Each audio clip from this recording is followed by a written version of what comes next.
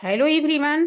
इस वीडियो में आपको कक्षा 4 के संतूर वर्कबुक के यूनिट 2 के सारे वर्कशीट देखने को मिलेंगे 1 से लेकर के 15 तक। इससे पहले मैं अलग अलग डाली हूँ, लेकिन इस वीडियो में सारे वर्कशीट को एक ही वीडियो में डाला जाएगा। यूनिट 2 में आपके 1 से लेकर के 15 तक के वर्कशीट है और इसमें देखने को मिलेगा।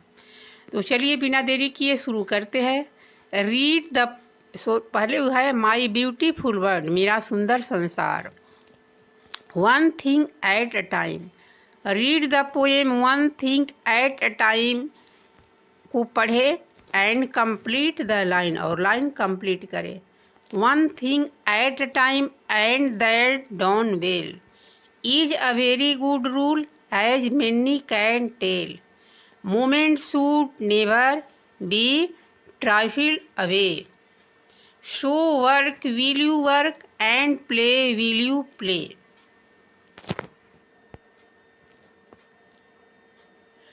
Find out the words in the poem that rhyme with the following words.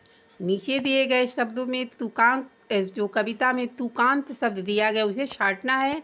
And one new word to each pair of rhyming word, और एक नए शब्द से दो नए शब्द बनाना है।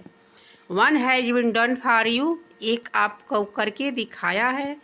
Play way ray, might right write, well tell sell, away play day.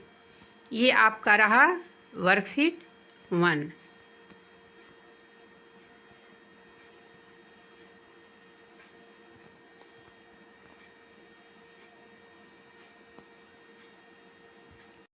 बच्चों, ये कक्षा 4 के संतूर वर्कबुक यूनिट 2 के वर्कशीट 2 है। इससे पहले वाले में 1 डाल चुकी हूँ। आज हम वर्कशीट 2 को देखेंगे। तो चलिए शुरू करते हैं। Read the poem one thing at a time and tick the correct option. इसका अर्थ ये हुआ कि एक समय में एक काम कविता पढ़े और सही विकल्प पर सही का निशान लगाए। पहला प्रश्न है, what is the main message of the poem one thing at a time. इसका अर्थ ये हुआ कि एक समय में एक काम कविता का मुख्य संदेश क्या है। पढ़ते हैं। Play all day. Play all day यानी सारा दिन खेले। Focus on one task at a time. इसका अर्थ हुआ एक समय में एक ही काम पर ध्यान केंद्रित करे। और सी है, ऑलवेज आस्क फॉर हेल्प, हमेशा मदद मांगे। तो आपका बी विकल्प सही है। एक समय में एक ही काम पर ध्यान केंद्रित करें। अब दूसरा है, according to the poem what happens when you do things half way, यानी हाफ वे। इसका अर्थ हुआ कि कविता के अनुसार किसी काम को अधूरा छोड़ने पर क्या होता है। हाफ वे का अर्थ होता है अधूरा। हाफ वे मीन्स अधूरा। पढ़ते हैं पहला, they are never done right. इसका अर्थ ये हो जाएगा कि वे कभी सही ढंग से नहीं किए जाते। दूसरा है, दे मेक यू हैप्पी, वे तुम्हें खुश करते हैं। और तीसरा है, यू डू इट परफेक्टली, आप इसे पूरी तरह से करते हैं। तो इसके अनुसार, कविता के अनुसार किसी काम को अधूरा छोड़ने पर क्या नतीजा निकलता है। नतीजा यही निकलता है कि वे कभी सही समय से सही ढंग से नहीं किए जाते। तो पहला विकल्प सही है। आगे हम तीसरा देखते हैं। What should we not do with our time? हमें अपना समय किन कार्यों में नहीं व्यतीत करना चाहिए, किन कार्यों में नहीं लगाना चाहिए। पहला है यूज इट वेल, इसे भी इस्तेमाल करे, इसे भी इस्तेमाल करे। यूज इट वेल, इसे भी इस्तेमाल करे। इंजॉय इट, इसका आनंद ले। वास्ट इट, इसे बर्बाद कर दे। तो पहला का यानी विकल्प का रहा प्रश्न है कि हमें अपना समय किन कार्यों में नहीं व्यतीत करना चाहिए। तो हमें बर्बाद करने में अपना टाइम नहीं बिताना चाहिए, इसलिए आपका तीसरा विकल्प सही है, वास्ट इट, इसे बर्बाद ना करे। चौथा है what is the poet advice for playing, कवि खेलने के लिए क्या सलाह देते हैं। प्ले एंड वॉक टुगेदर, इसका अर्थ हुआ साथ खेले और चले, साथ खेले और चले। बी है प्ले विल यू प्ले, इसका अर्थ हुआ ये आपका खेलते समय खेले, खेलते समय खेले यानी खेल के समय पर खेले। Play will you it, play will you it, जब आप खाना खाए तो खेले। बिल्कुल गलत है, खाना खाते समय नहीं खेलेंगे। और आपका बी विकल्प सही है कि खेलते समय खेले, हमें खेलते समय खेलना है। आगे पांचवा है what does do with all your might mean, इसका अर्थ ये हुआ कि अपने पूरी ताकत से करो का क्या अर्थ है। अपनी पूरी, might mean all your might यानी अपनी पूरी ताकत, ऑल योर माइट अपनी पूरी ताकत से, मीन्स बने अर्थ। व्हाट डज डू क्या है, यानी अपनी पूरी ताकत से करो का क्या अर्थ है। पहला है work with full strength and care, पूरी ताकत और सावधानी से काम करे। और बी है वर्क विथ फियर, इसका अर्थ ये हुआ कि डर के साथ काम करे। तीसरा है वर्क विथ एंगर, क्रोध से काम करे। तो आपका सही विकल्प है पहला कि पूरी ताकत और सावधानी से काम करे। तो ये रहा आपका वर्कशीट 2, ये यूनिट 2 के वर्कशीट 2 है। छोटे छोटे पार्ट में मैं डाल रही हूँ, इसके बाद मैं डालूँगी यूनिट 3, यूनिट 4, इस तरह से क्रम से डालूँगी। इसके बाद लास्ट में यूनिट 2 के सारे वर्कशीट को एक वीडियो में डाल दूँगी। तो बच्चों देखना, लाइक करना, कमेंट करना, और कैसा वीडियो चाहिए उसके लिए भी कमेंट करना। धन्यवाद, अगले वीडियो में मिलेंगे। Hello everyone, how are you? I hope you are fine.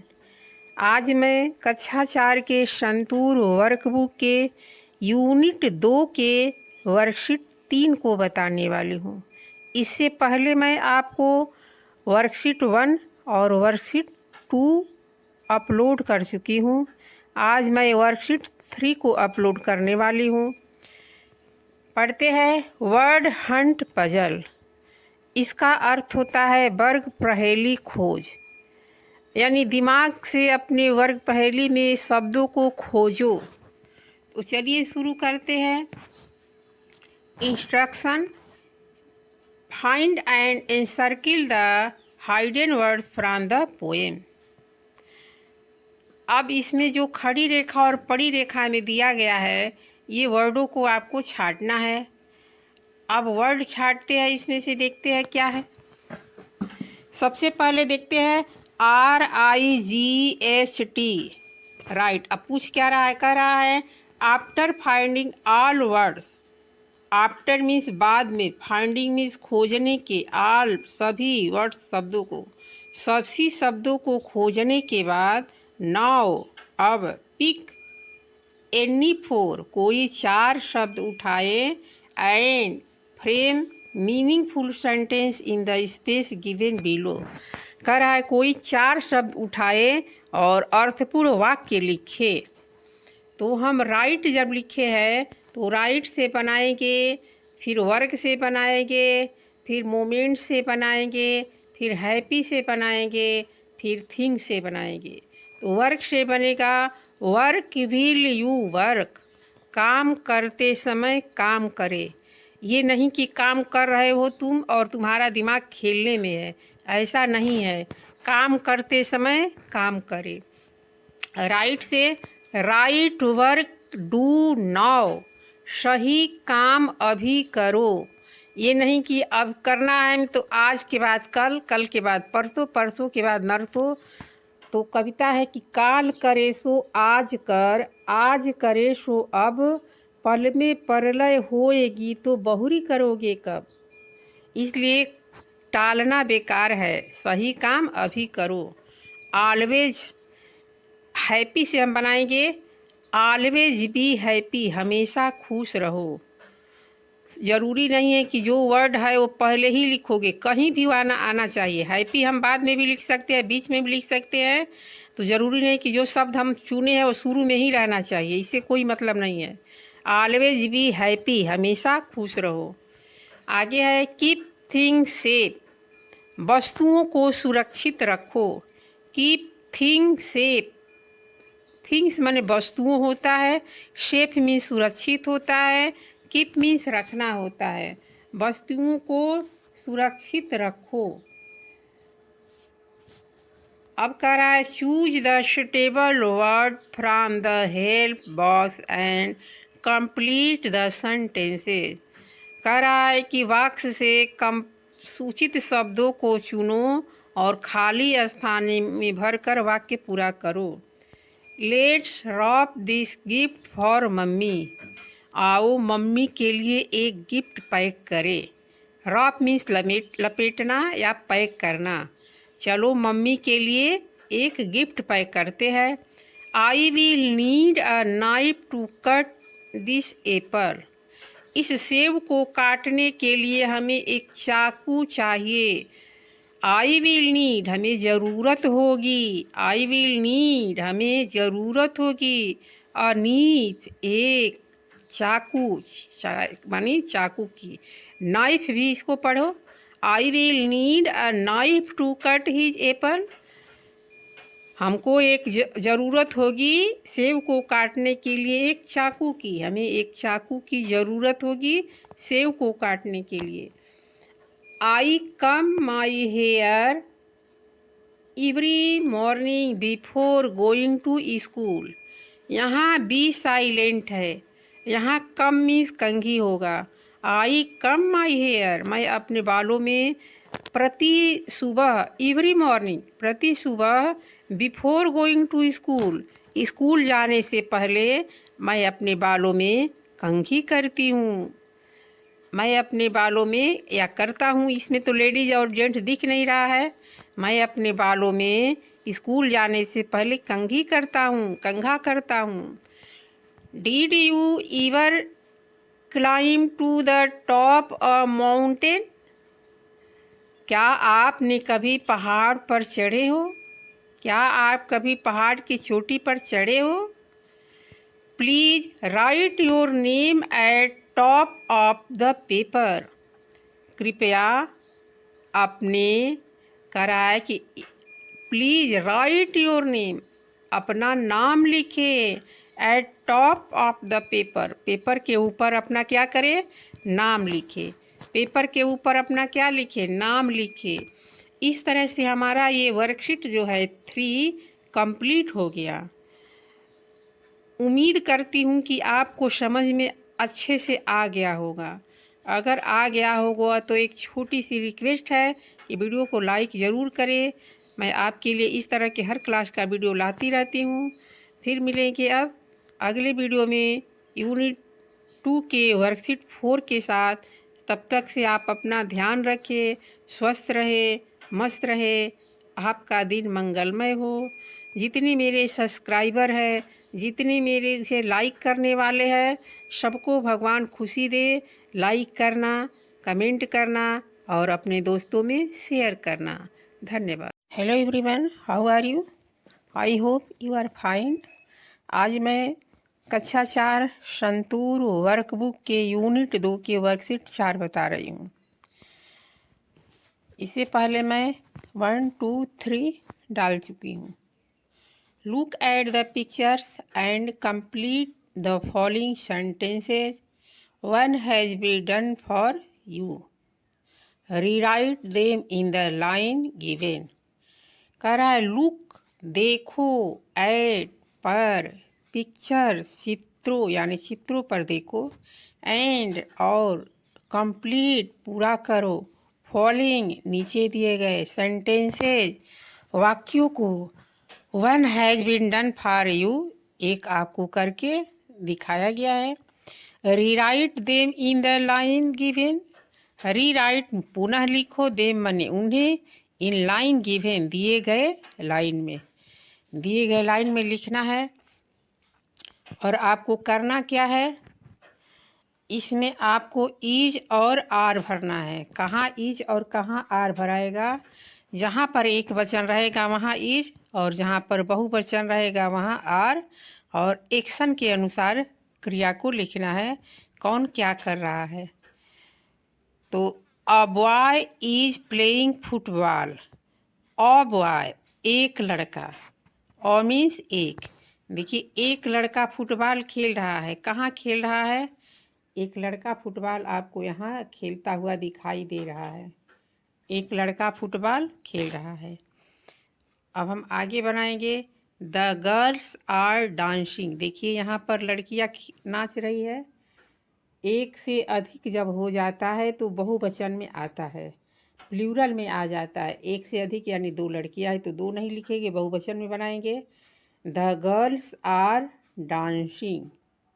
The girls are dancing, लड़कियां नाच रही है। आगे है the mother is cooking. The mother is cooking. यहाँ देखिए मम्मी जो है, मम्मी क्या कर रही है? मम्मी खाना बना रही है। मम्मी खाना बना रही है। The mother is cooking food. Mummy खाना बना रही है। The students are writing. The students यानी विद्यार्थी यानी छात्र क्या कर रहे हैं? राइटिंग लिख रहे हैं। इन दियर नोटबुक्स, अपने नोटबुक्स में। इन मीन्स में होता है, दियर मीन्स अपने होता है। विद्यार्थी क्या कर रहे हैं? अपने नोटबुक में लिख रहे हैं। यहाँ ऊपर देखिए विद्यार्थी जो दिख रहे हैं वो आपके ये चित्र में दिख रहे हैं। विद्यार्थी अपने नोटबुक पर लिख रहे हैं। आगे है the birds are flying. The birds यहाँ बहुवचन में भी है। Are flying in the sky, पक्षी जो है क्या कर रहे हैं? आकाश में उड़ रही है। पक्षी जो है वो आकाश में उड़ रही है। एक पक्षी नहीं, बहुत सारी पक्षियाँ हैं। आप यहाँ चित्र में देख सकते हैं। यहाँ चित्र में देख सकते हैं कि पक्षियाँ क्या कर रही है? आकाश में उड़ रही है। आगे है she is playing.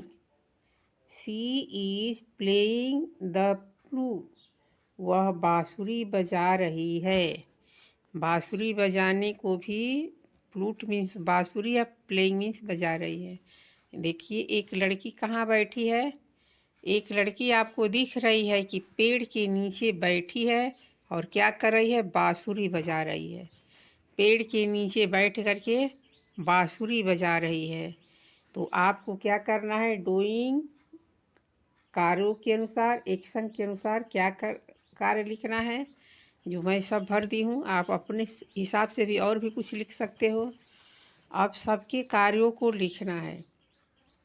A boy is playing football. एक लड़का फुटबॉल खेल रहा है। द गर्ल्स आर डांसिंग, लड़कियां नाच रही है। The mother is cooking food, mummy खाना बना रही है। आगे है the students are writing in their notebooks, छात्र जो है अपने नोटबुक पर लिख रहे हैं। The birds are flying in the sky, पक्षियाँ आकाश में उड़ रही है। She is playing the flute, वह बांसुरी बजा रही है। इस तरह से आपका वर्कशीट 4 कंप्लीट हुआ। उम्मीद करती हूँ आपको ये वीडियो पसंद आई होगी। अगर पसंद आई हो तो ऐसे ऐसे वीडियो अपने दोस्तों में भी शेयर करें ताकि उनका भी हेल्पफुल हो, और एक प्यारा सा कमेंट करें कि वीडियो कैसा लगा। अगर कोई त्रुटि हो तो भी वीडियो में कमेंट करें, कमेंट करके बताएं ताकि मैं आपके लिए कुछ सुधार सकूं, कुछ बेहतर कर सकूं। धन्यवाद। मिलेंगे अगले वीडियो में, तब तक के लिए आप अपना ध्यान रखें। स्वस्थ रहे, मस्त रहे, स्वस्थ रहे, मस्त रहे। फिर मिलेंगे हम अगले वीडियो में। Hello everyone, how are you? I hope you are fine. चलिए आज मैं क्लास 4 के संतूर वर्कबुक के यूनिट 2 के वर्कशीट 5 पढ़ाने वाली हूँ। इससे पहले मैं 4 डाल चुकी हूँ। तो चलिए शुरू करते हैं। Encircle the silent letters in the following words, नीचे दिए गए शब्दों पर साइलेंट लेटर पर घेरा लगाओ। Then write the whole word under the correct heading, तब आप होल शब्दों यानी पूरे शब्दों को हेडिंग के रूप में लिखें जो सही सही हो। तो चलिए एक बार इसको पहले पढ़ लेते हैं। यहाँ आपका कैसल है, गोस्ट है, एटम है, लिसन है, आवर है, इको है, वाच है, कॉलम है, ऑनेस्ट है, ऑफन है, ब्रीज है, वेंसडे है, हिम है, एज है, सैंडविच है और एक कंडेम है। यहाँ इसमें आपका क्या मिल रहा है? T silent. इसमें भी यहाँ पर एच साइलेंट, यहाँ पर एन साइलेंट, यहाँ पर टी साइलेंट, यहाँ पर एच साइलेंट, यहाँ पर टी साइलेंट, यहाँ पर एन साइलेंट, यहाँ पर एच साइलेंट, यहाँ पर टी साइलेंट, यहाँ पर डी साइलेंट, यहाँ पर भी डी साइलेंट, यहाँ पर एच साइलेंट, यहाँ पर डी साइलेंट, यहाँ पर डी साइलेंट और यहाँ पर भी डी साइलेंट। तो डी वाले कितने हो गए? 1 2 3 4 और यहाँ 5 हो गए। 1 2 3 4 5। तो हम चाहेंगे तो इसको छोड़ सकते हैं। कुछ लोग वेडनेसडे पढ़ते कि इसका शुद्ध उच्चारण वेंसडे होता है, हम इसको नहीं छोड़ेंगे। कॉन्डम यहाँ पर डी उच्चारण होगा, यहाँ एन साइलेंट होगा।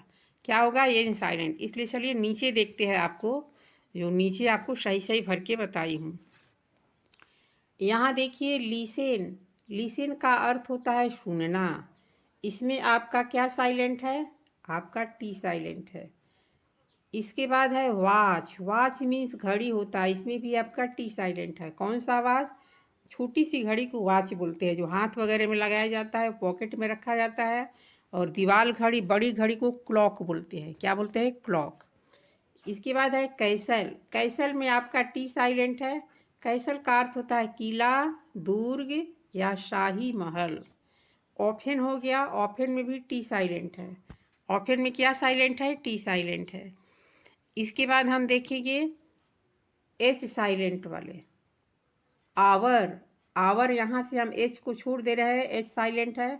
इसमें भी एच छोड़ देंगे। ऑनेस्ट, इसमें भी एच छोड़ देंगे। क्या होगा? गोस्ट, गोस्ट मीन्स भूत होता है, प्रेत होता है या आत्मा होता है। ऑनेस्ट मीन्स ईमानदार होता है। आवर मीन्स घंटा होता है। आगे देखेंगे डी साइलेंट वाले। ब्रीज में डी साइलेंट है, ब्रीज। एज में आपका डी साइलेंट है। सैंडविच में भी डी साइलेंट है। वेंसडे में भी डी साइलेंट है। अब ब्रिज मीन्स पुल होता है, एज मीन्स किनारा होता है, सैंडविच एक व्यंजन है जो खाया जाता है, वेडनेसडे मीन्स बुधवार होता है। अब इसके बाद एन साइलेंट देखेंगे। यहाँ देखिए N silent, hymn, hymn means भजन या स्तुति गीत होता है, इसमें आपका क्या साइलेंट है, एन साइलेंट है। इसके बाद इसमें भी एन साइलेंट है। कॉलम, कॉलम मीन्स स्तंभ होता है, इसके बाद इसमें भी एन साइलेंट है। ऑटम, ऑटम मीन्स शरद ऋतु या पतझड़। और इसके बाद कंडेम, कंडेम में भी एन साइलेंट है, इसका अर्थ होता है निंदा करना, दंडित करना, दोषी ठहराना। अब दोस्तों ये जान जाओ बच्चों कि आपको एम के बाद अगर एन आए तो एन का उच्चारण नहीं होता है, एन का उच्चारण नहीं होता है। इस तरह से आपका ये वर्कशीट जो है 5 कंप्लीट हो गया। अब उम्मीद करती हूँ कि आपको समझ में आ गया होगा। फिर हम अगले वीडियो में वर्कशीट 6 डालने वाले हैं। अगर आप चैनल पर नए हो तो चैनल को सब्सक्राइब कर लो ताकि सबसे पहले आपको भी नोटिफिकेशन मिले, और वीडियो को लाइक करना, शेयर करना अपने दोस्तों में भी, ताकि उसका भी हेल्पफुल हो। धन्यवाद, मिलेंगे अगले वीडियो में। Hello everyone, how are you? I hope you are fine. आज मैं क्लास 4th के संतूर वर्कबुक के यूनिट 2 को बताने वाली हूँ, यूनिट 2 के वर्कशीट 6 को। इससे पहले यूनिट 2 के वर्कशीट 5 बता चुकी हूँ। अगर आपको नोटिफिकेशन नहीं मिला है तो आप सब्सक्राइब नहीं किए हो, और सब्सक्राइब किए हो तो आल पर नहीं किए हो। बेल आइकन को प्रेस करके आल पर कर दोगे तो सबसे पहले नोटिफिकेशन आपको मिलेगा। तो आल पर कर लो सबसे पहले नोटिफिकेशन पाने के लिए। तो आप करते क्या हो दोस्तों, वीडियो तो देख लेते हो, इतने लोग देखते हो, हज़ारों की संख्या में हमारे वीडियो को देखते हैं, लेकिन कोई लाइक कमेंट नहीं करता है। लाइक कमेंट करो, फ्री में कुछ भी नहीं लिया जाता है, ये बहुत अपराध लगता है। इतना मेहनत करती हूँ वीडियो बनाने के लिए और आप लाइक नहीं करते हो, कमेंट नहीं करते हो। लाइक करो, कमेंट करो, ताकि मेरा भी उत्साह बढ़े और आपके लिए मैं बेहतर करूँ। तो चलिए शुरू करते हैं। माई ब्यूटीफुल वर्ल्ड, मेरा सुंदर संसार, प्यारा संसार। द ओल्ड स्टैग, एक बूढ़ा हिरन या बूढ़ा बारहसिंघा। तो चलिए शुरू करते हैं। Read the given paragraph carefully, दिए गए पैराग्राफ को सावधानी पूर्वक पढ़े। क्या करना है, सावधानी पूर्वक पढ़ना है। In a lush forest lived an old stag who was known for his kindness. एक घने जंगल में, या ये कह लो एक छोटे से जंगल में, घना जंगल होता है या छोटा सा जंगल होता है, उसमें एक हिरण, बूढ़ा हिरण रहता था जो अपनी दयालुता के लिए जाना जाता था। एक घने जंगल में एक बूढ़ा हिरण रहता था जो अपनी दयालुता के लिए जाना जाता था। Each day he warmly greet his fellow animals and birds. Each day, प्रतिदिन, he means वह, warmly माने गर्मजोशी से, greeted माने अभिवादन करता था, his माने अपने, fellow animal साथी जानवरों की, and और birds पक्षियों की। वह प्रतिदिन अपने साथी जानवरों और पक्षियों का गर्मजोशी से अभिवादन करता था, स्वागत करता था। Though the forest offered plenty of food, जंगल में बहुत सारे शिकार के ऑफर थे, बहुत सारे घास थे, लेकिन द स्टैग जो था वो क्या करता था, preferred staying on a small hillock with tender grass. वह अपने आप को क्या किया, शूट कर लिया, रहने लगा, अपना जगह बना लिया एक छोटे से पहाड़ी पर, क्योंकि वो क्या करता था, टेंडर ग्रास के लिए, नर्म घास के लिए, कोमल घास के लिए वहाँ पर जाकर बस गया, वहाँ रहने लगा। Now answer the following question, अब नीचे दिए गए प्रश्नों के उत्तर बताओ। Where did the old stag live, बूढ़ा बारहसिंघा कहाँ रहता था? तो शुरू में कहाँ रहता था? The old stag live in a loss forest, बूढ़ा बारहसिंघा एक घने जंगल में रहता था। आगे है give the meaning of word lush, आप लस का वर्ड लिखना है, मीनिंग वर्ड इंग्लिश में। The thick thriving woodland filled with healthy abundant, abundant means प्राप्त होना होता है, एंड वाइब्रेशन वेजिटेशन, ये शाकाहारी होता है। वाइब्रेशन वेजिटेशन मीन्स शाकाहारी। वह क्या था, बूढ़ा हिरण शाकाहारी था और क्या करता था, वह उस जंगल में बसा और कोमल कोमल घास को खाने के लिए एक छोटी सी पहाड़ी पर बस गया। तो आपका मीनिंग वर्ड यहाँ हो गया लूस का, लस बोलते हैं इसको। How did the old Stag greet his fellow animals, वह अपने साथी जानवरों की सहायता कैसे करता था, अभिवादन कैसे करता था। बूढ़ा हिरण अपने साथियों का अभिवादन कैसे करता था। The old deer was very kind, बूढ़ा जो हिरण था बहुत दयालु था। He welcome all the animals, सभी जानवरों का स्वागत करता था। एंड बर्ड, पक्षियों का। Coming to the hill with grain warmly, वह पहाड़ पर आने वाले सभी पक्षी और जानवरों का महानता के साथ यानी गर्मजोशी के साथ स्वागत करता था। अब पूछ रहा है the word warmly is an adverb, कह रहा है कि वर्ड शब्द वार्मली का जो है क्या वो एडवर्ब है, क्या वो एडवर्ब है। हम बताए हैं इसमें एडवर्ब है, लेकिन आपका क्वेश्चन ये है the word warmly and adjective on adverb, क्या वार्मली एडजेक्टिव या एडवर्ब है। एडजेक्टिव का अर्थ होता है विशेषण, जो कर्ता की विशेषता बताता है उसे इंग्लिश में एडजेक्टिव बोलते हैं, और जो क्रिया की विशेषता बताता है उसको इंग्लिश में एडवर्ब बोलते हैं। तो यहाँ पर हमारा एडवर्ब है क्योंकि क्रिया की विशेषता बता रहा है। स्वागत करना क्रिया है, स्वागत तू करता था, कैसे करता था, गर्मजोशी से करता था, उत्साह से करता था। इसका अर्थ हमारा क्या हो जाएगा, उत्साह, गर्मजोशी, ये हमारा एडवर्ब है। यहाँ देखिए बूढ़ा हिरण बहुत दयालु था, वह पहाड़ी पर आने वाले सभी जानवर और पक्षियों का बहुत गर्मजोशी से स्वागत करता था, बहुत गर्मजोशी से स्वागत करता था।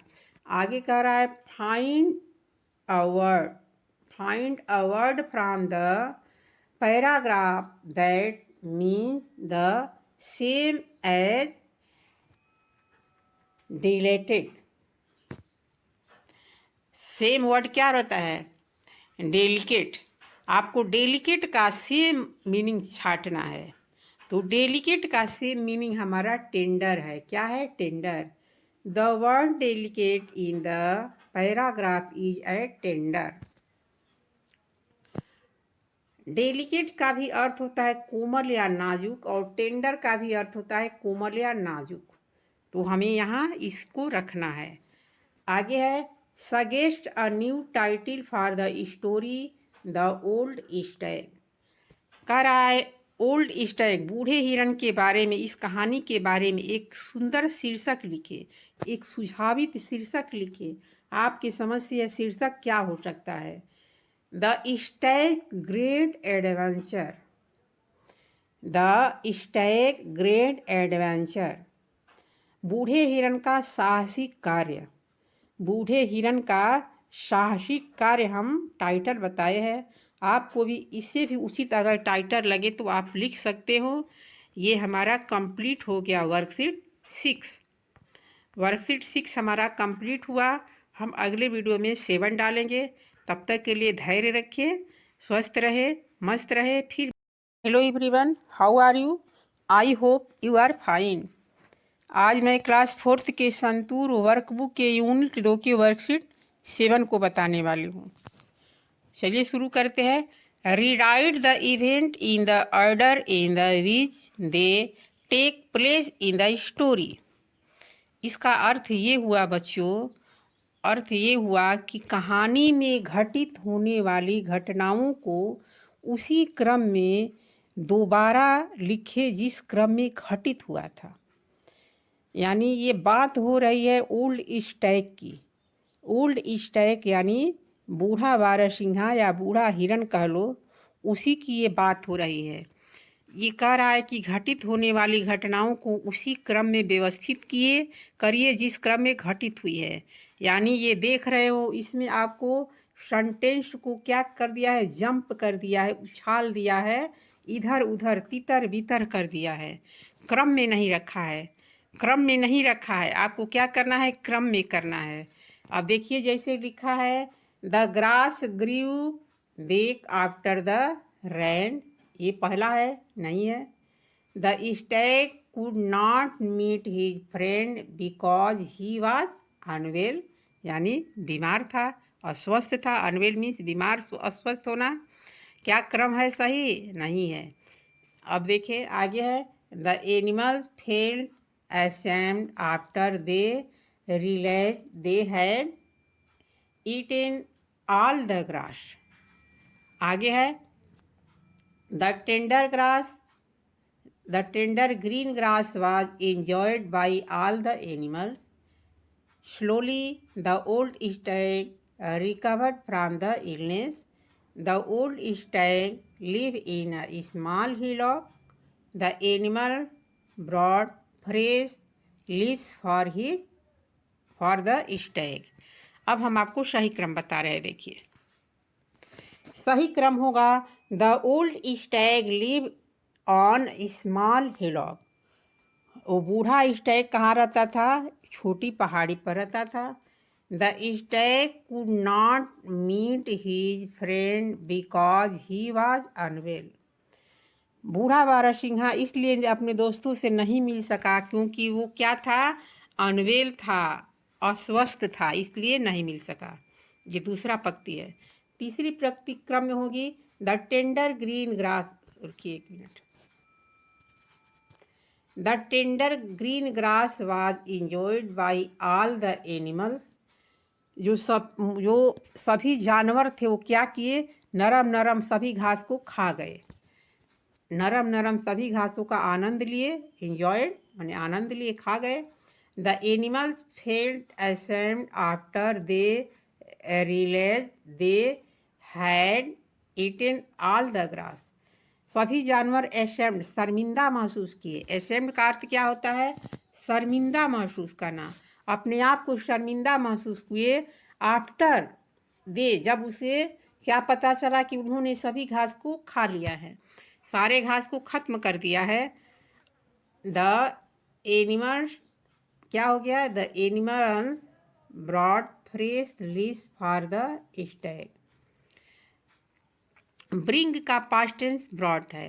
वो क्या किए, फिर से जानवर जो थे वो ताज़े और नरम पत्ती को लेकर के अब बारहसिंहा के पास, हिरण के पास आए। इसके बाद क्या होता है, the grass grew back after the rain. वर्षा होने के बाद फिर नरम नरम घास उग आई। वर्षा होने के बाद क्या हुई, नरम नरम घास उग आई। आगे है, slowly the old Stag recovered from the illness.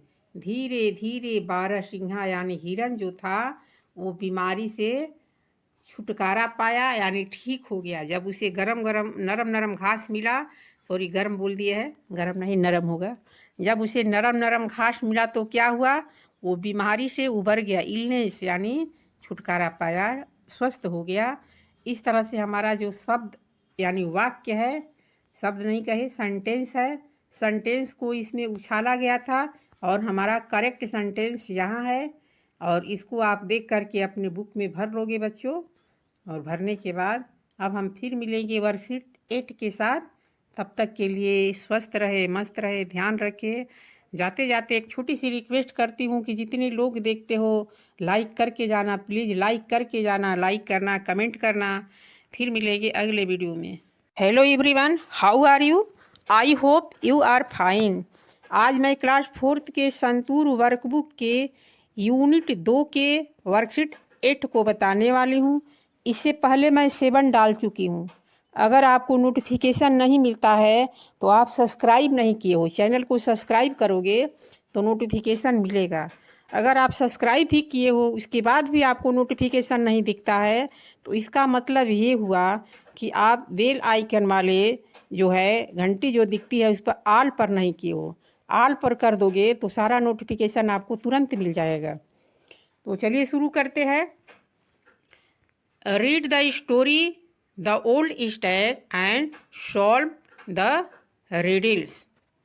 इसका अर्थ ये हुआ कि रीड द स्टोरी, कहानी को पढ़े, ओल्ड स्टैग, बूढ़े हिरण की कहानी को पढ़े, एंड सॉल्व करे, रिडल्स मन होता है पहेलियाँ या रहस्य। इस रहस्य को समझे, पहेलियों को समझे, बुझाने को समझे। क्या कह रहा है?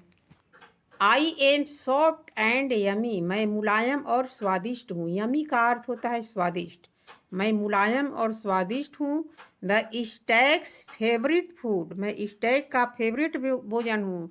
हु आई एम, मैं कौन हूँ? तो ग्रीन ग्रास कर लो या टेंडर ग्रास कर लो, ग्रीन ग्रास या टेंडर ग्रास। आगे होगा आई एम कवर्ड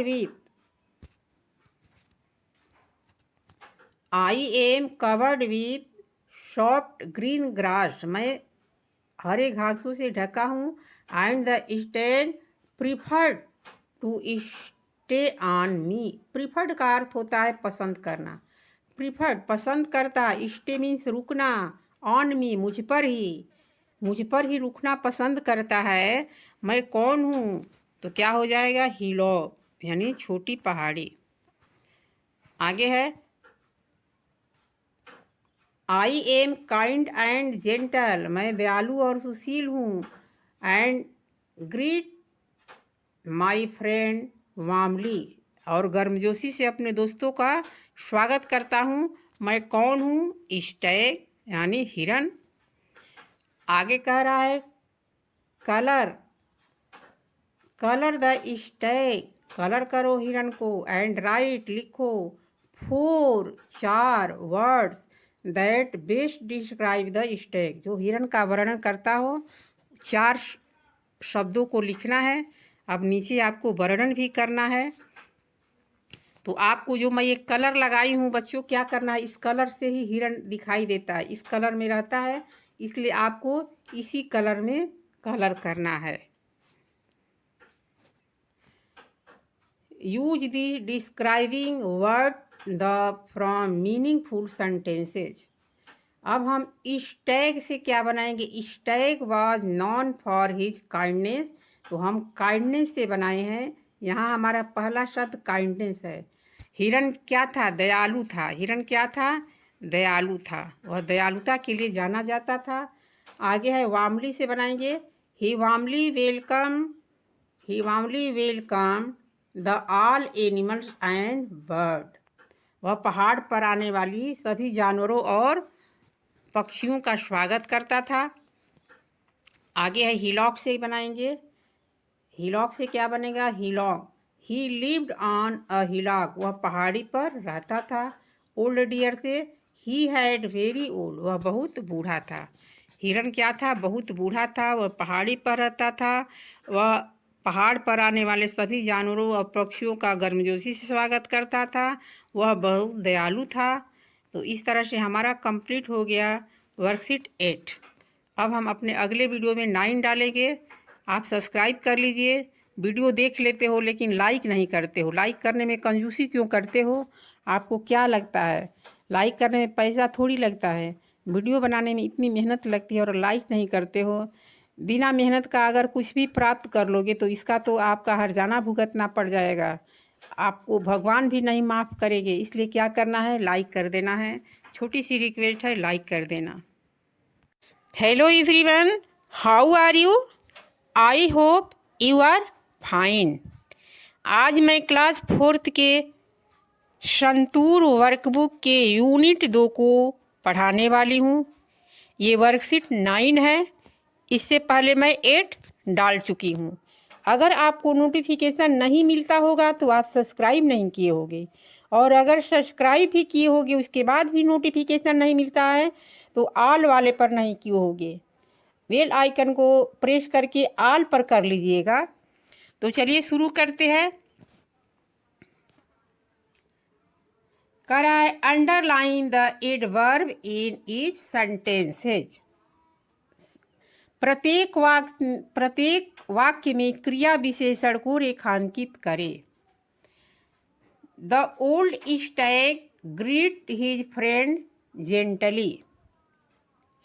बूढ़े हिरन ने अपने दोस्तों का विनम्रता पूर्वक अभिवादन किया। बूढ़े हिरन ने अपने दोस्तों का विनम्रता पूर्वक अभिवादन किया। यहाँ जेंटली का अर्थ विनम्रता पूर्वक हो जाएगा। जेंटली का क्या हो जाएगा? विनम्रता पूर्वक। आगे है his friends realise their mistake quickly. इसका अर्थ ये हो जाएगा कि उसने दोस्तों को उसके दोस्तों को अपनी गलती का एहसास जल्दी हो गया। तो गलती का एहसास जल्दी हो गया, तो यहाँ पर आपका क्वाइकली क्या है? क्वाइकली आपका जल्दी से, ये है आपका एडवर्ब। एडवर्ब किसे कहते हैं? जो क्रिया की विशेषता बताता हो उसे एडवर्ब कहते हैं। जैसे राम जा रहा है, तो जाना क्रिया है, लेकिन अब इसमें हम जोड़ देंगे कि राम धीरे धीरे जा रहा है, तो धीरे धीरे आपका क्रिया विशेषण हो गया। वह खा रही है, खाना क्रिया है, लेकिन वह जल्दी जल्दी खा रही है, तो जल्दी जल्दी क्या है? क्रिया विशेषण है। इसी तरह से आपको क्रिया विशेषण तो आ गया, एक एडजेक्टिव होता है, उसका भी अर्थ विशेषण होता है। तो वो विशेषण संज्ञा का है, नाउन का विशेषण। जैसे बिल्ली काली है, बिल्ली कैसी है? काली है। यहाँ पर आपका काली क्या हो गया? एडजेक्टिव हो गया। वो लड़की सुंदर है, लड़की क्या है? नाउन, और सुंदर क्या है? विशेषण, एडजेक्टिव हो गया। लेकिन आपको इसमें एडवर्ब पूछा है, क्रिया की विशेषता पूछा है, तो इसको हम एडवर्ब बोलते हैं। तो एडवर्ब बताना है आपको। तो चलिए अब देखते हैं। The animals promised sincerely not to eat the grass again. इसका अर्थ ये हुआ कि जानवरों ने पूरी ईमानदारी से वादा किया कि क्या किया? कि वो कभी घास नहीं खाएंगे। वादा किया कि कभी घास नहीं खाएंगे। कैसा घास? ये नहीं है कि कोई घास ही नहीं खाएंगे, उस पहाड़ी पर का जिस पर बूढ़ा हिरन रहता है। छोटी सी पहाड़ी थी, बहुत कम मात्रा में घास थी, तो वहाँ आकर के जानवर खाते थे, तो वहाँ खाने के लिए मना किए। तो आपका क्या हो जाएगा? पूरी ईमानदारी से घास न खाने का वादा किया। यहाँ सिंसियरली यहाँ पर हो जाएगा। सिंसियरली माने ईमानदारी से, प्रॉमिस मीन्स वादा किया। तो यहाँ आपका क्या है? यहाँ आपका अंडरलाइन जो किया गया है सिंसियरली, ईमानदारी से, तो ये आपका एडवर्ब है। यही आपका एडवर्ब है। आगे देखते हैं। The Stag recover slowly. इसका अर्थ होगा हिरन धीरे धीरे ठीक हो गया। अब यहाँ धीरे धीरे जो है, यही आपका एडवर्ब है। क्या है? एडवर्ब है। ये आपका एडवर्ब बता रहा है धीरे धीरे ठीक हो गया, हिरन धीरे धीरे ठीक हो गया। आगे है we should use the resources of nature wisely. इसका अर्थ हुआ हमें प्रकृति के संसाधनों का बुद्धिमानी से उपयोग करना चाहिए। तो यहाँ आपका जो वाइजली है, ये है बुद्धिमानी। बुद्धिमानी से प्रयोग करना चाहिए, यूज आपका ये वर्ब है। बुद्धिमानी से प्रयोग करना चाहिए। अब समझ गई हूँ कि आपको एडवर्ब आ गया होगा। आगे पढ़ते हैं। Fill in the blanks with suitable adverb from the box. कह रहा है कि बॉक्स में दिए गए शब्दों की सहायता से सही एडवर्ब भरे। सही एडवर्ब खाली जगह पर, ब्लैंक्स खाली जगह पर भरे। अब आपका क्या है? ब्राइटली है, हैवली है, केयरफुली है, इसके बाद है मर्ली है, ब्रेवरी है और जेंटली है। अब हम कहाँ कहाँ भरेंगे, कैसे देखते हैं। इट इज रेनिंग हैवली, वर्षा तेज हो रही है। The sun shone bright in the sky, सूर्य आकाश में तेज चमक रहा है। ये आपका सब एडवर्ब है, जो भी भरा गया है सब एडवर्ब है। आगे है the soldier fought bravely and on the battle, सैनिकों ने बहादुरी से लड़ाई किया और युद्ध को जीत लिया। युद्ध को वॉन यानी जीत लिया। The children played merely in the park, यहाँ खुश होता है, मेरली मीन्स खुश होना। बच्चे खुशहाली से पार्क में खेल रहे हैं। आगे है she pick up the broken glass carefully, वह टूटे हुए ग्लास को सावधानी पूर्वक पिक्ड कर रही है, उठा रही है। टूटे हुए शीशों को वह सावधानी से उठा रही है। अगर थोड़ी सी भी लापरवाही बरती तो कांच के जो टुकड़े वो हाथ में चुभ जाएंगे। क्या हो जाएगा? हाथ में चुभ जाएंगे। तो केयरफुली से उठा रही है।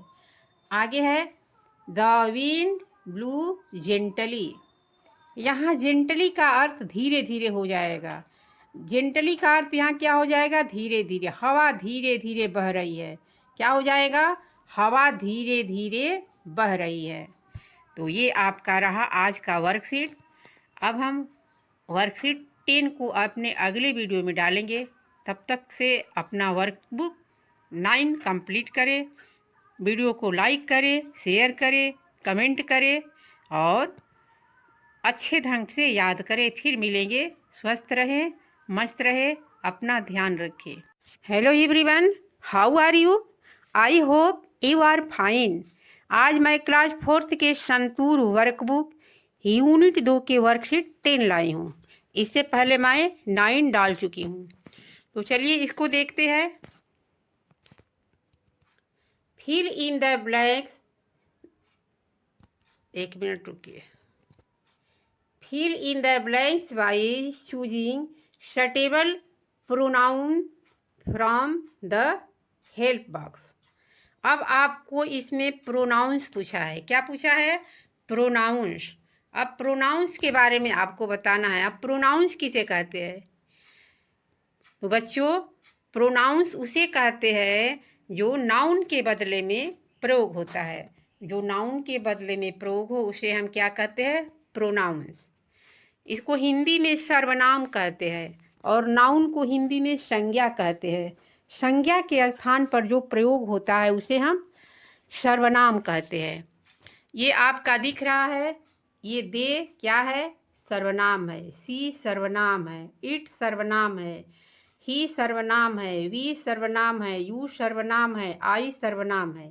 अब इनका प्रयोग कैसे करना है आपको नीचे दिया गया है। My mother is a doctor. She works in a hospital. मेरी मम्मी एक डॉक्टर है। मेरी मम्मी एक डॉक्टर है, वह हॉस्पिटल में काम करती है। मेरी मम्मी एक डॉक्टर है, वह हॉस्पिटल में काम करती है। अब किसके जगह पर प्रयोग हुआ है? मम्मी के जगह पर। मम्मी के जगह पर सी का प्रयोग हुआ है। अगर यहाँ नाम भी रहता तो भी उसके जगह पर सी का प्रयोग हुआ है। अब आगे है the students are in the library.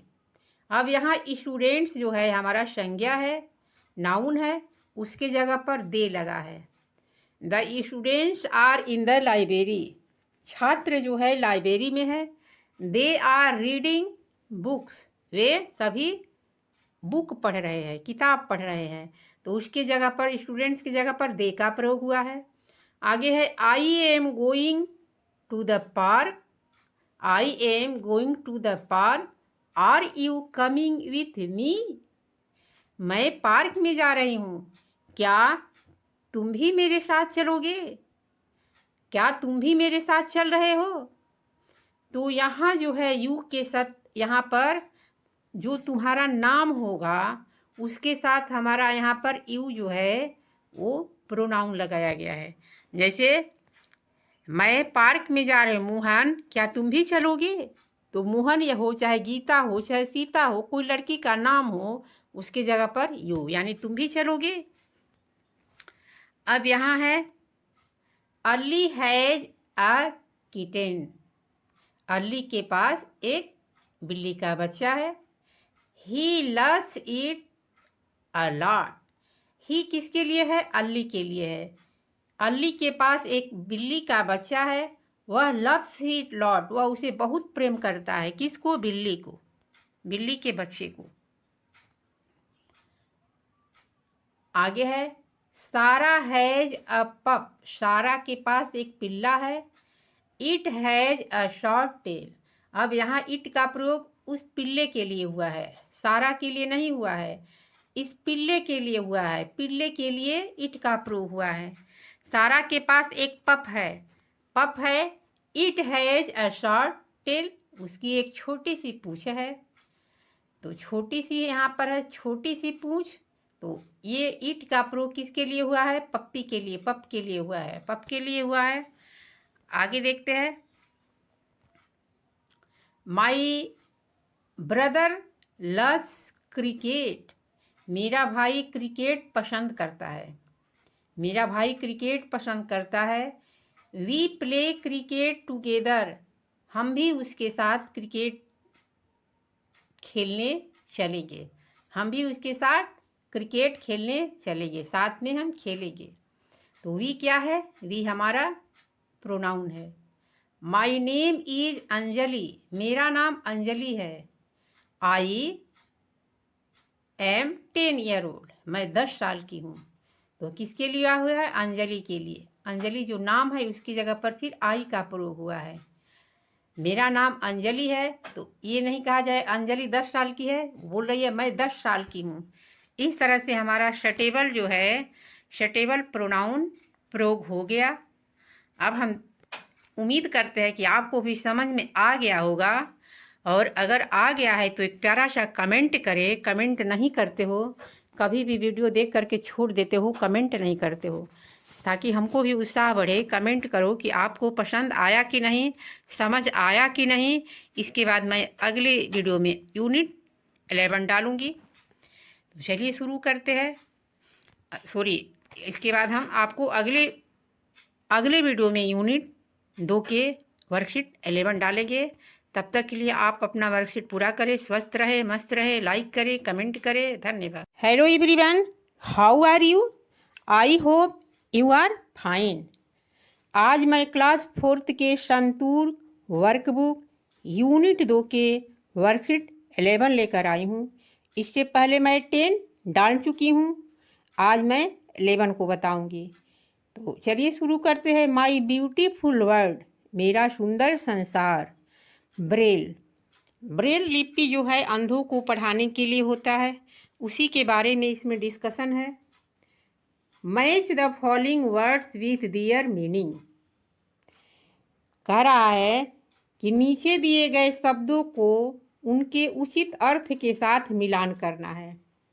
आपका ब्लैक स्मिथ, सबको पता है ब्लैक स्मिथ में लोहार होता है, जो लोहे का काम करता है, लोहे का सामान बनाता है, उसे क्या बोलते हैं? लोहार बोलते हैं। अ person who make our repair from iron object. एक ऐसा व्यक्ति जो लोहे के सामान को बनाता है और मरम्मत करता है। आगे है पिनकशन। पिनकशन क्या है? A small cushion use for holding pin. Pin रखने के लिए इस्तेमाल किया जाने वाला छोटा तकिया। Blind, a person who is unable to see. ऐसा व्यक्ति जो देख नहीं सकता है। आगे है इन्वेंटेड, क्रिएट और design something for the first time. इसका अर्थ हुआ किसी चीज को पहली बार बनाया या डिजाइन किया। आगे है ब्रेल। ब्रेल में क्या हुआ?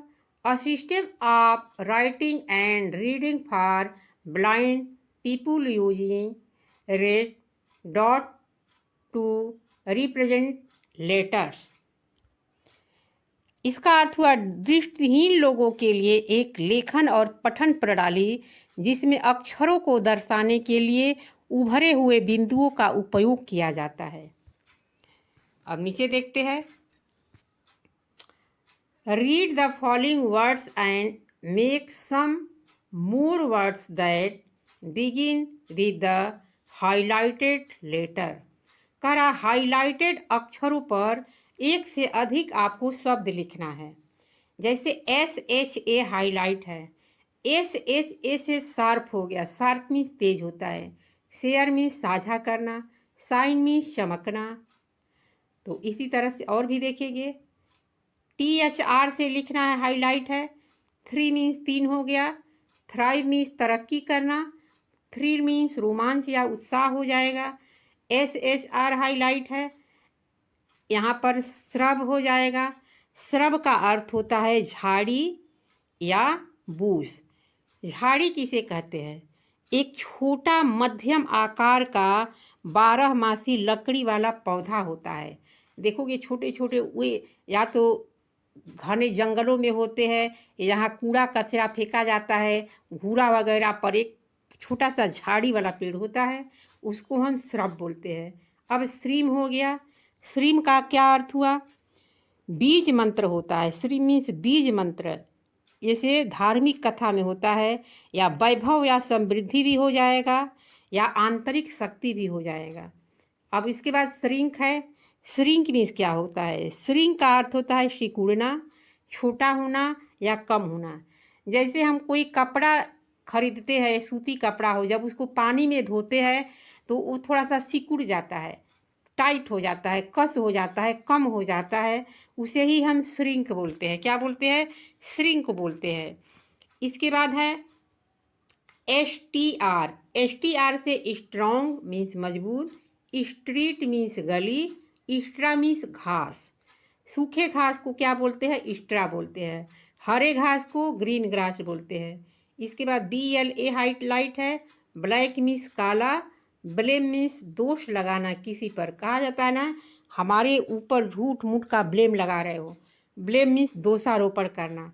ब्लैंक का अर्थ खाली होता है।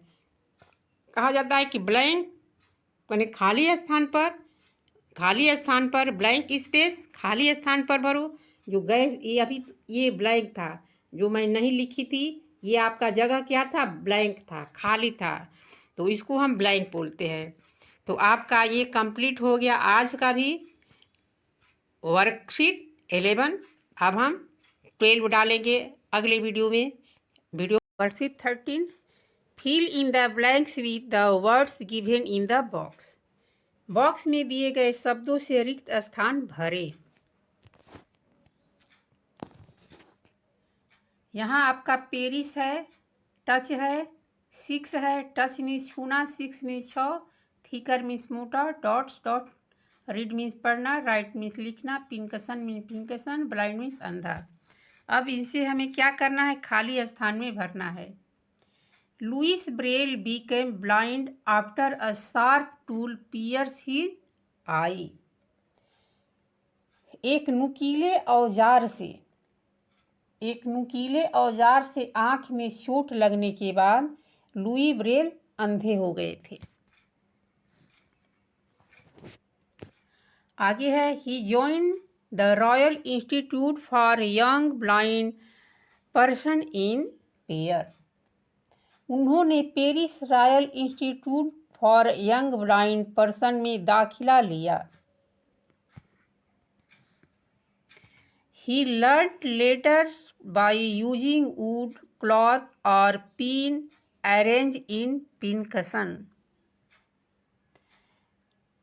अब इसका अर्थ ये हुआ कि उसे लकड़ी, कपड़े या पिनकुशन में व्यवस्थित पिनों का उपयोग करके अक्षर सीखे। आगे है Louis used his finger to read by dot.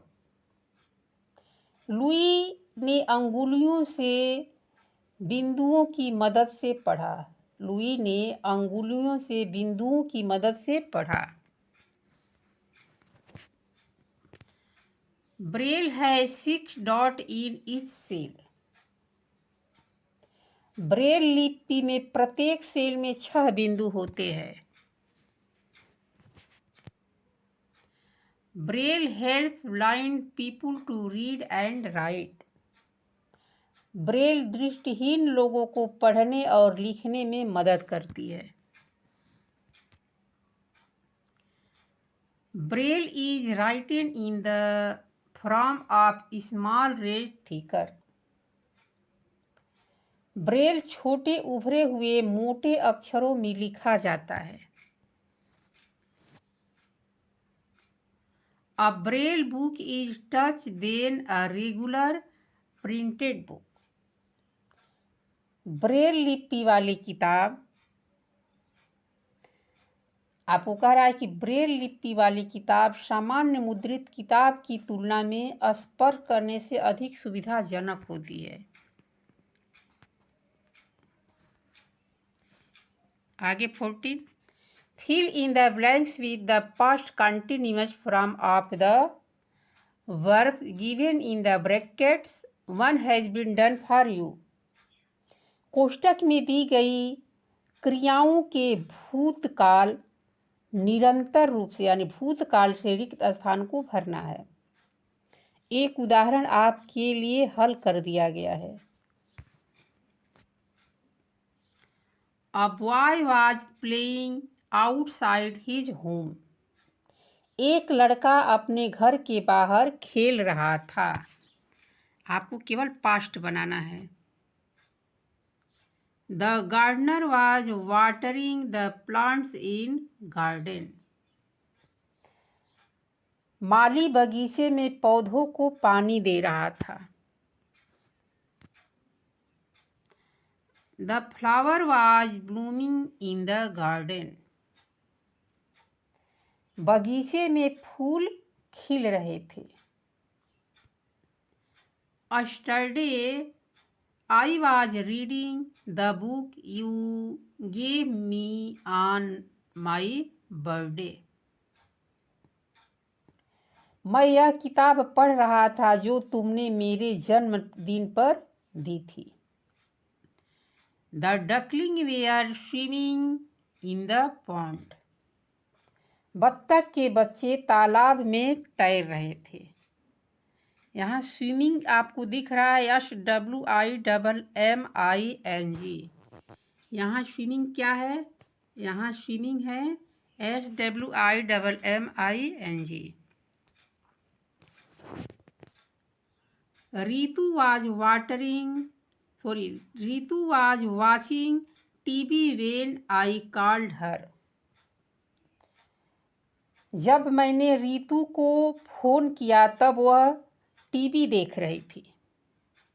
When the children were doing their homework, the lights went out. जब बच्चे अपना होमवर्क कर रहे थे तब बत्तियां चली गई थी यानी बिजली चली गई थी। The dogs were barking all night. कुत्ते रात भर भौंकते रहे। कुत्ते रात भर भौंकते रहे या कुत्ते रात भर भौंक रहे थे, दोनों का एक ही अर्थ हुआ, भौंकते रहे या भौंक रहे थे। आगे है right comparative and superlative form of the given adjectives. One has been done for you.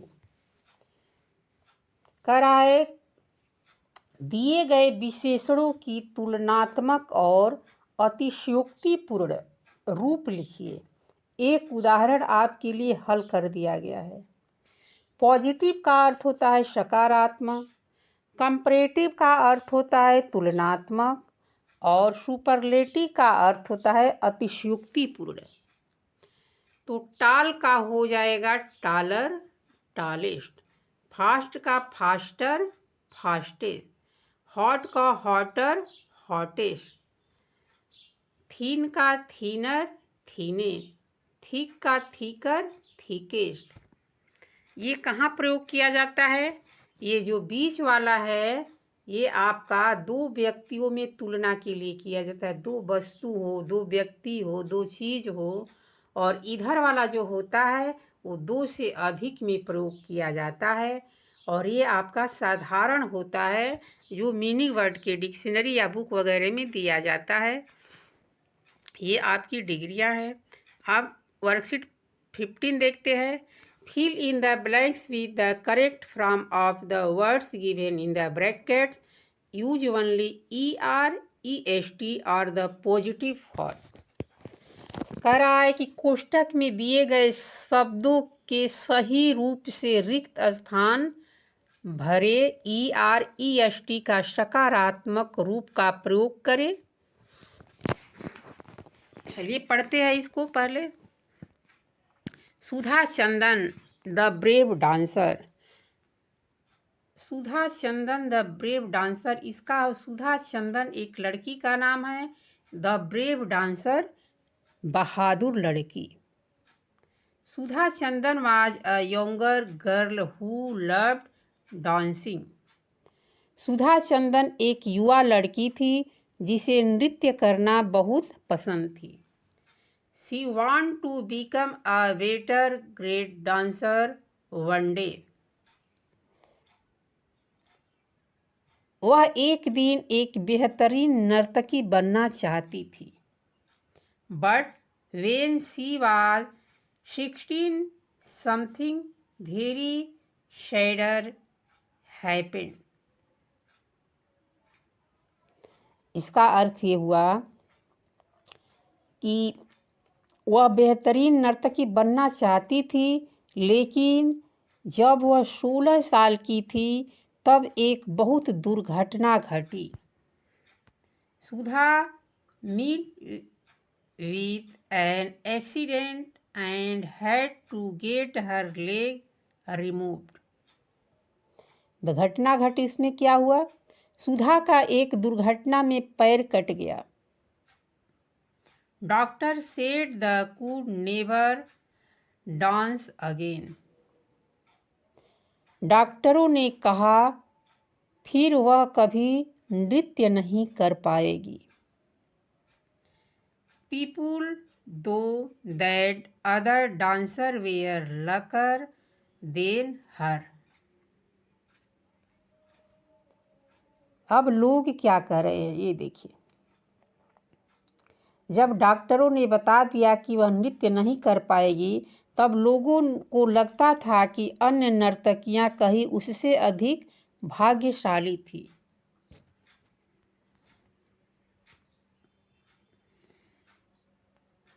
Sudha was brave then other.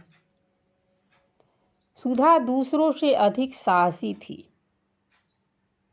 She got an artificial leg and started walking again. वह दूसरों से जब अधिक बहादुर थी, साहसी थी, तो उसने कृत्रिम पैर लगवाया और फिर से चलना शुरू कर दिया। फिर से चलना शुरू कर दिया। Walking was harder than before but Sudha never gave up. चलना पहले से कठिन था लेकिन सुधा ने कभी हार नहीं मानी। सुधा ने कभी हार नहीं मानी। She start practising dance again. उसने फिर से नृत्य का अभ्यास शुरू कर दिया। She practise every day. वह हर दिन और अधिक मजबूत और तेज होती गई। हर दिन अधिक और तेज मजबूत होती गई। She became the braver dancer of all. Dancer of all. हर दिन वह और अधिक मजबूत और तेज होती गई। जल्द ही वह सभी नर्तकियों में सबसे बहादुर बन गई। सभी नर्तकियों में क्या बन गई? सबसे बहादुर। डांसर ऑफ ऑल माने सभी नर्तकियों में क्या हो गई, बहादुर बन गई। ये ब्रेवेस्ट, सबसे बहादुर। दो का बात होता तो ब्रेवर होगा, लेकिन सबसे बहादुर ब्रेवेस्ट हो गया। इसमें भी आपको डिग्री लगाया गया है। अब कह रहा है her story teach us that the hardest struggle can lead to the greatest success. उनकी कहानी हमें यह सिखाती है कि सबसे कठिन संघर्ष सबसे बड़ी सफलता की ओर ले जा सकती है। सबसे कठिन संघर्ष जो है सबसे बड़ी सफलता की ओर ले जाती है। इसलिए क्या करना चाहिए, संघर्ष करना चाहिए, प्रयास छोड़ना नहीं चाहिए। इस तरह से आपका सारा वर्कशीट यानी 15 तक कंप्लीट हो गया। वर्कशीट 15 तक यूनिट 2 के सारे वर्कशीट कंप्लीट हो गए। अब हम यूनिट 3 के साथ अगले वीडियो में मिलेंगे। तब तक से यूनिट 2 कंप्लीट करें, लाइक करें, कमेंट करें। धन्यवाद, फिर मिलेंगे।